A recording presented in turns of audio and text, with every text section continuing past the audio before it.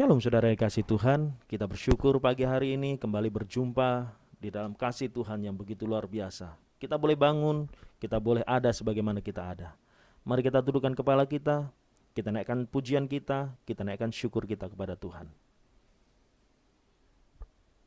Saudara yang kasih Tuhan, pagi hari ini kita belajar kembali satu hal yang Tuhan mau di dalam kehidupan kita, yaitu menjadi persembahan yang hidup.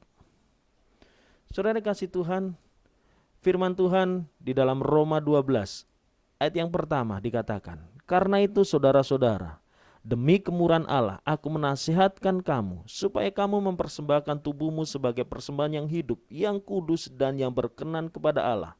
Itulah ibadahmu yang sejati." Ketika kita berbicara tentang persembahan di dalam perjanjian baru, sesungguhnya ukuran atau takarannya jauh melampaui apa yang diatur di dalam perjanjian lama. Saudara kasih Tuhan, di dalam perjanjian lama itu masih mengatur persembahan dalam bentuk presentase dari jumlah yang diterima umat yang wajib dipersembahkan kepada Tuhan. Misalnya, 1/10 dan lain sebagainya. Tetapi di dalam perjanjian baru yang dipersembahkan seharusnya bukan lagi hanya sekedar uang dalam jumlah presentase tertentu, melainkan seluruh hidup kita persembahkan kepada Tuhan. Saudara kasih Tuhan, Tuhan Yesus sudah terlebih dahulu memberikan seluruh hidupnya bagi kita.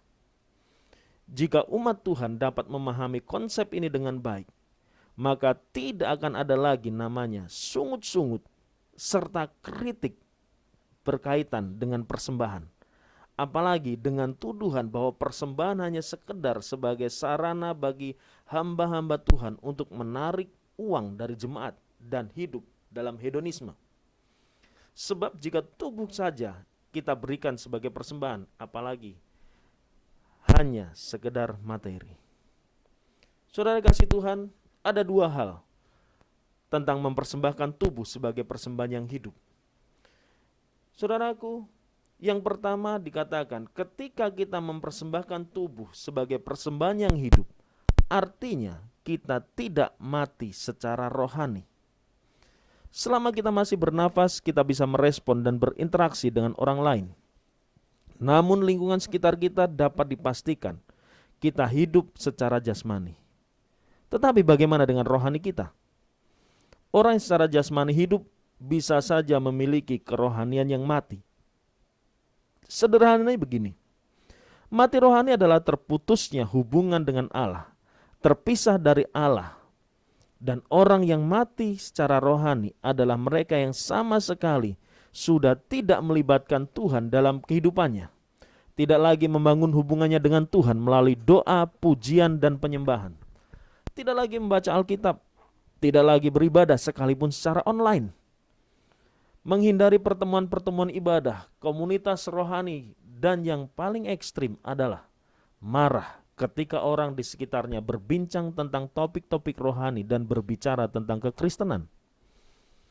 Untuk orang seperti ini, Alkitab berkata di dalam Efesus 5 ayat 14, "Bangunlah, hai kamu yang tidur, dan bangkitlah dari antara orang mati, dan Kristus akan bercahaya atas kamu."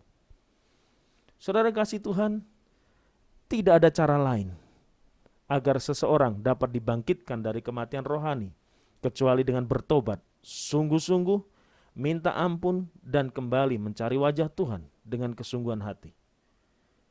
Yang kedua dikatakan, mempersembahkan tubuh sebagai persembahan yang hidup, artinya kita tidak suam-suam kuku atau sering kita kenal dengan lukewarm Christian.